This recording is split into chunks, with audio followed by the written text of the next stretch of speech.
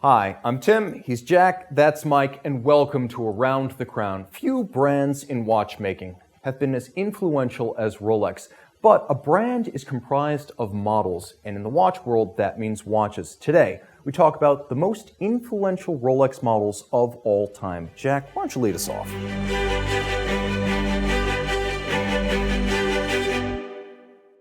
Okay, Tim, you know, I have to admit to both of you and to the folks out there in TV land, I really struggled with this one because not only are there a number of different influential Rolex models, I mean, it's hard to pick a model that's been in production for any period of time that's not influential to some degree.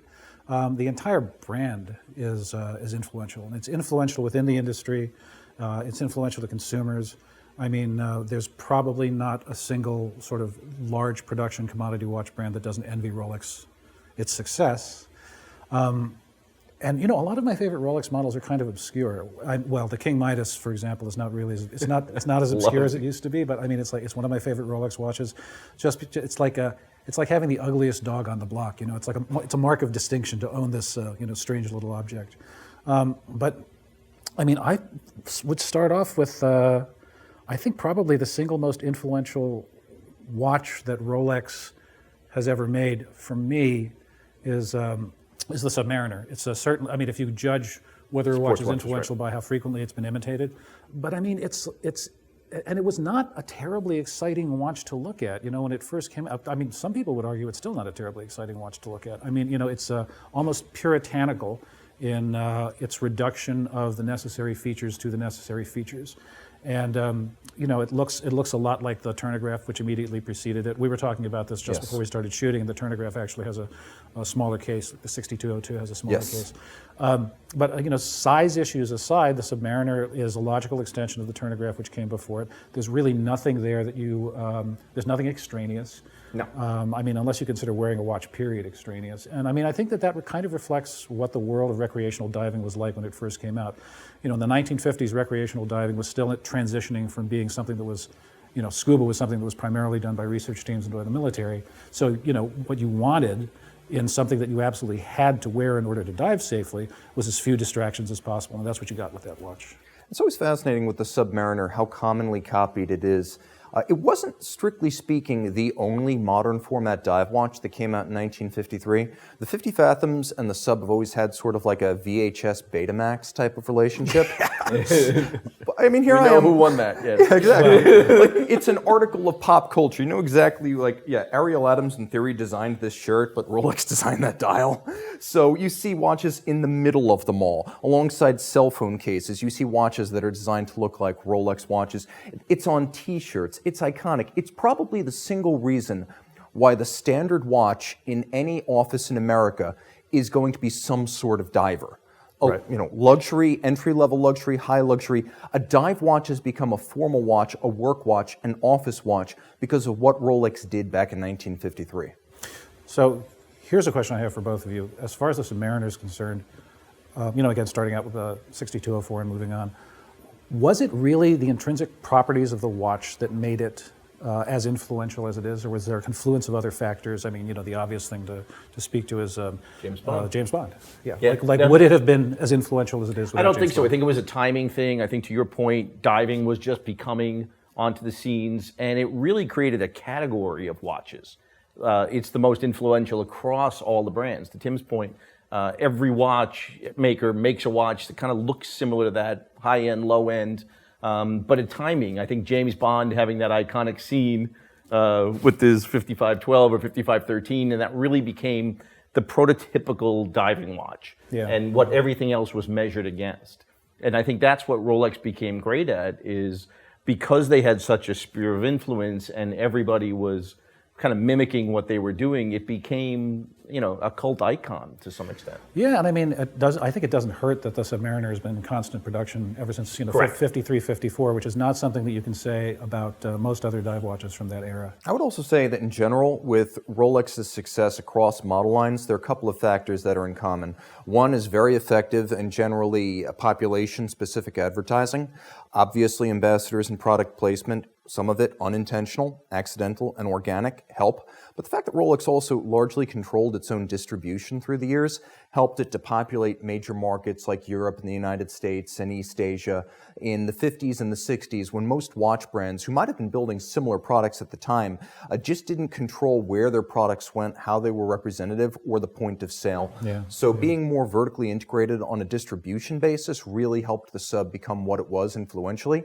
But they also got a lot right out of the gate. If you look at the ISO 6425, the actual definition of a diver from 1996, it's not too far removed from what Rolex was doing in 1953. So the watch was ahead of its time in many regards. I think it's also just the iconic tool watch, and that's what Rolex was back in the day. It was really made for a specific purpose. It was improved incrementally, the sub almost yearly for the first few years, and then we would, just improve it over generations. And I think because of that, it really became iconic. Yeah, without a doubt. And I think that the root of all modern Rolex watches, maybe the root of all modern sports watches, was the original 1933 Oyster Perpetual.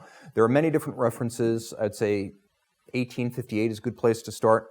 That reference with the A295 movement took two basic things that Rolex didn't invent but did popularize. The water-resistant case from 1926 and the full rotor automatic from 1931. You put them together, you get the first bubble back. Now you have a highly water-resistant, highly accurate, highly durable automatic winding watch that for its day, 31.5 millimeters, was considered to be a men's size. In 1941, Rolex further innovated with the idea that you could have a smaller ladies' version. They got a tinier version of that. I don't know how, but they did make it smaller. And you've got a lot of the roots of the modern sports watch theme, right down to the fact that Rolex spawned several versions of this watch within its own collection. The Air King was basically an Oyster Perpetual. The Explorer was basically an Oyster Perpetual. And of course, Tudor then had its own version, the Tudor Oyster Prince in 1952 and the Ranger in 1967. So even within the world of Rolex, this was a prolific forebear. More broadly, if you look at every Rolex sports watch today, the first two words on the dial, Oyster Perpetual, it is the root of the modern Rolex sports watch. But more broadly, it is just the root of every modern sports watch. Automatic winding, durable, and water-resistant. Add whatever brand-specific features you want, but that is the root of the modern era. Yeah. And I'd also say this, realistically, it didn't come that long afterward, but the Datejust. There we have a watch that was hugely influential, a watch that has come to define Rolex because you have a number of famous firsts all together: chronometer, automatic, jumping date, and it was a very impressive watch at the time. It was considered something a president, a prime minister would wear. The most expensive version of it cost what would be over $14,000 in today's money. There would be versions that were very dress-oriented. There would be versions that were very sporty. There would be versions with rotating bezels, and of course, men's and ladies' versions. In 1957, we get a women's version of the watch in 26 millimeter. This was a very influential timepiece. Everyone needed to have an automatic winding date watch after that. 1952, Omega with the 2627, the Seamaster calendar as it was known. It had a bumper automatic, but the same functions on the dial, and lovely claw lugs too. We got Vacherons in the 1960s based on the JLC 493, the Vacheron 1072, automatic winding with a date. Some of the variants of the Datejust spawned variants of their own from other brands. I don't think Vacheron builds the 6782 Thunderbird if there weren't first a Datejust turnograph. So is your assertion that the Datejust essentially founded single-handedly an entire category of watches? Yeah, it's like Jurassic Park. They cloned a couple of dinosaurs and then all of a sudden it just exploded out of control. I think it's interesting because most people don't think of the Datejust as an influential watch or so iconic because it's so prolific now. Well, I think of it as so simply, everywhere. Yeah, I think of it as we just take it for ubiquitous. granted. It just exists. It's and in so many different variations that you don't even think about how cutting edge it was at the time. Yeah, I mean, and I think it's easy for us to forget, at the with the benefit of 70 years of hindsight, just how revolutionary reliable self-winding wristwatches were. When they first came out. I mean, one of the things that people always wonder, especially when they're first getting into watch collecting, is why this verbiage on the dial, like why say automatic? Why say self-winding? Right. Why was that such a big deal? Well, if it's 1955 and you're looking at a case full of watches from 24 different brands at a jeweler's, something that's self-winding, something that's automatic, well, that'll really rare. stand out. Yeah. So there's a matter of what has endured. A lot of the ingredients of the modern Datejust, with the exception of the magnifier, they were there from the beginning. And I don't care what Rolex watch you pick, other than maybe the Oyster Perpetual, Even the Submariner has changed substantially since its earliest days. The size of the case, the features of the dial, the crown guards versus no crown guards, the movement inside. The Datejust aesthetically has been almost static from the point that Rolex was 40 years old. So this gets back to the question of what makes a watch design influential, and like my first reaction to the Datejust is that's not an influential watch so much as it is a ubiquitous one, and the feature set is so broad that if I'm going to like argue for my side of the question, we're going to turn it into a thing about science. No, let's go. My argument would be that its feature set is, while revolutionary at the time and while meaningful at the time and meaningful in the history of watchmaking and watch design, it's so broad a feature set that it's less about that particular watch influencing other watches and more about that feature set becoming something that is it was a manifestation of a direction that the entire industry was going to move into anyway. Well, here's the thing: if you as opposed to the Submariner, which has a very specific aesthetic that has been slavishly imitated. I don't know. I mean, if I had a nickel for every time somebody's imitated the Submariner, I could take a bath in nickels. But the Submariner gradually grew into the watch it would become. If you look at the early versions with pencil hands, no crown guards, petite cases, oddly printed dials, it doesn't look like the watch that we would describe as a Submariner today. It got beefier over the years, and its features were added slowly. First we got Mercedes hands, then we got big crowns, then we got crown guards, then in the mid-60s we got dates. Whereas with the Datejust, it was really born as it is today, almost right out of the gate. And in terms of its influence, being the first with automatic winding, chronometer certification, and water-resistant, plus a jumping date, every Omega Aquaterra that exists owes a debt of gratitude to the Datejust. That's an awful lot of watches by itself. Yeah. Somebody in Switzerland is turning over in bed. Exactly.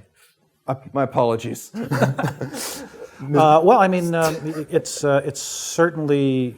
It is absolutely certainly true that the feature set in that particular watch became as ubiquitous as it is for a reason. Now you've got an interesting choice, because I know you were talking a little bit about the Sub, but one of the other pillars of modern Rolex is the Daytona, and it started slow out of the gate. Yeah, it's a really funny thing. I mean, it's not really an accusation or a criticism, because it's true of a lot of Rolex watches, but there's a level on which the Daytona, as it was first born, it's like kind of a boring watch. I mean, it's as simple an expression of the art of the 3-register chronograph as you can possibly imagine.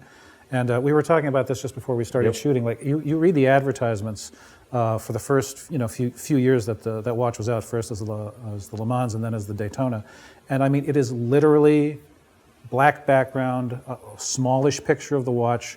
And the copy basically just describes the watch. Like it says, this is the new Rolex chronograph. It is called Le Mans.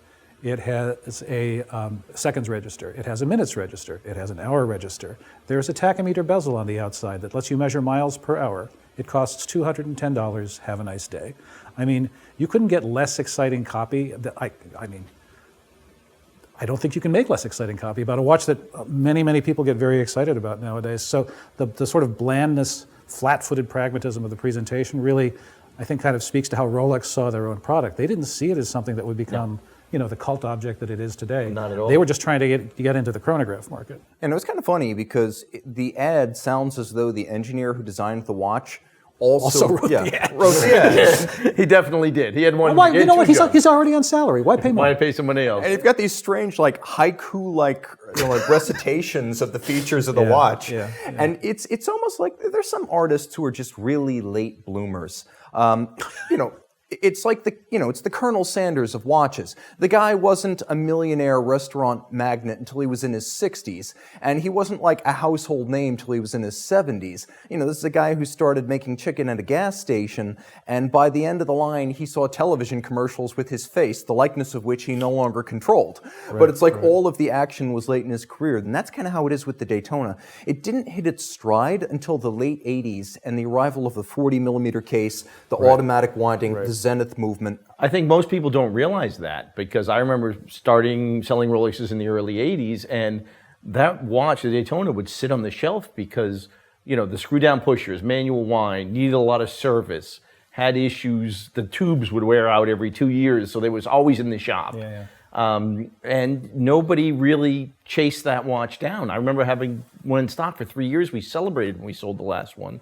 And then the 2-year break, and then when the new one came out, it changed the whole industry because it was the first time demand so far outstripped supply. So what happened? How did this kind of like niche, boring ass, I think it was featureless just chronograph? a lot of combination of they got the size right, going to an automatic was the big switch.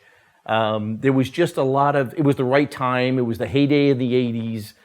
People were, spending money like crazy, and it was the cool thing to get. And then as soon as you couldn't get it, it really started this frenzy of, but I really want one now, and then I'll just pay up to get one. I mean, to backtrack a little bit on my own position, I'm actually, now that we're talking about it, I'm less sure that it's an influential watch than I am that it's just become a kind of a very popular cult watch. I mean, with the Submariner and with the Datejust, you can point to a whole slew of watches that they have obviously directly influenced in terms of aesthetics and in terms of feature set.